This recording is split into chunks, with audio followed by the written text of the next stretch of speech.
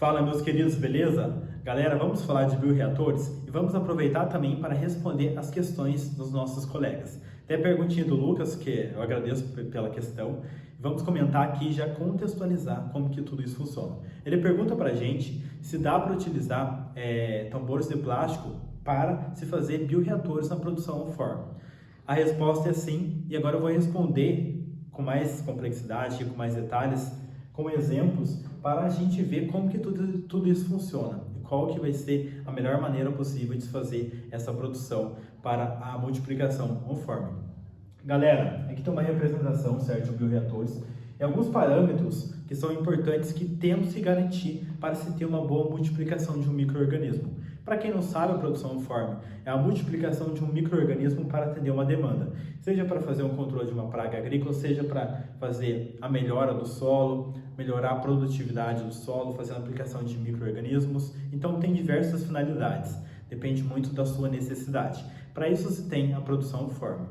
E galera, na produção on-farm, independente de qual seja o recipiente, é claro que aí vai variar da nossa disponibilidade financeira, o quanto temos que para investir, certo? Para pagar, para a gente montar o nosso meio produtivo. Então varia do quanto de dinheiro temos no nosso bolso, é claro, diretamente. Os produtores atuais utilizam tambores de plástico, que varia de 90, 100, até 1.000 litros, 5.000 litros, tambores de plástico, pois são mais financeiramente viáveis. Já para um porte maior de produção, por exemplo, se utiliza recipientes de aço inoxidável, pois apresentam um preço mais caro, mais alto, só que ele tem uma vida útil mais longa, ele tem maior resistência, por exemplo, a uma ferrugem.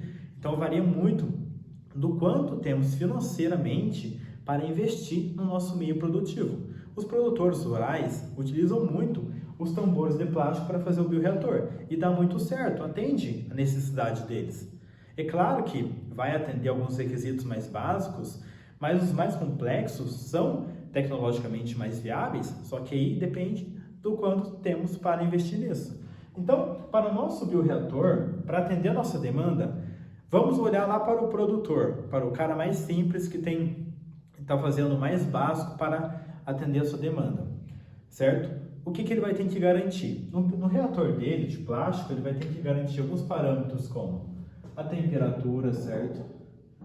A temperatura,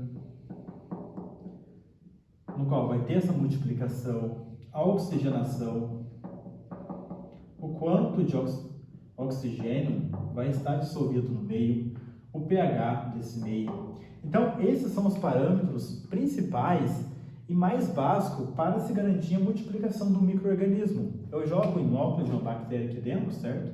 E ela vai começar a crescer aqui e se multiplicar. Numa temperatura ideal, seja lá, por exemplo, de 28 graus Celsius. Numa oxigenação adequada, pois esse micro-organismo precisa de bastante oxigênio para realizar suas atividades metabólicas, para reproduzir. E no pH adequado, para que ela possa crescer. Pois se o meio se tornar ácido ou muito básico, a bactéria ela pode não crescer, pode ficar inativa. Então, não vamos ter uma boa multiplicação. Então, respondendo a nossa pergunta do nosso amigo, podemos utilizar sim bioreatores de plástico, pois eles vão garantir esses parâmetros mais básicos que precisamos para a nossa bactéria crescer. Pois ela vai entrar em contato com o meio de cultura e vai começar a se multiplicar, certo? Ela vai começar a crescer e é isso que a gente quer. Então, ela vai começar a reproduzir aqui dentro. Assim, estaremos garantindo os parâmetros físico-químicos mais simples para a gente ter o que a gente de fato quer, economizando dinheiro. É claro que quanto mais tecnologia você consegue colocar, e se tem nas produções mais tecnológicas dos bioreatores, tem muita coisa, galera. Tem sensor para todo lado, tem agitação, motor. Cara, tem mais sensor do que muitos carros, tem muita coisa. Só que é mais caro. Um carro mais confortável, com mais tecnologia, ele é bem mais caro. Uma Ferrari é bem mais caro que um carro popular. Então varia da nossa necessidade e do quanto podemos gastar para a gente ter a nossa produção. Nesse caso, fazendo uma coisa simples é muito viável para os produtores. Agora, quem tem muito mais dinheiro para investir pode fazer um negócio bem mais complexo, um aço inoxidável, com um computador para analisar precisamente qual que é o grau de oxigenação, qual que é o porte da produção, número de micro-organismos, número de células, concentração do meio. Então tem um monte de coisa que dá para acrescentar quando temos mais dinheiro para investir. Então, beleza, Lucas? Tendo os parâmetros mais simples no nosso bioreator de plástico, podemos sim multiplicar a nossa bactéria e criar o nosso produto de aplicação.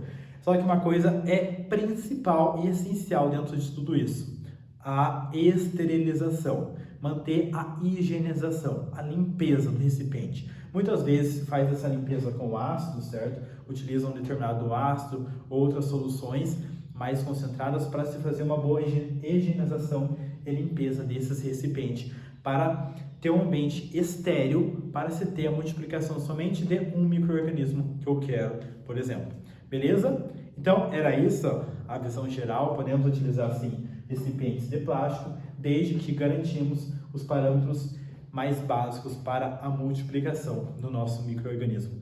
Beleza, Lucas? Se tiver mais questões, ou se vocês aí tiverem mais dúvidas, deixem no comentário que a gente vai discutindo e aprendendo muitos juntos. Beleza, galera? Se cuidem. Um grande abraço. Até!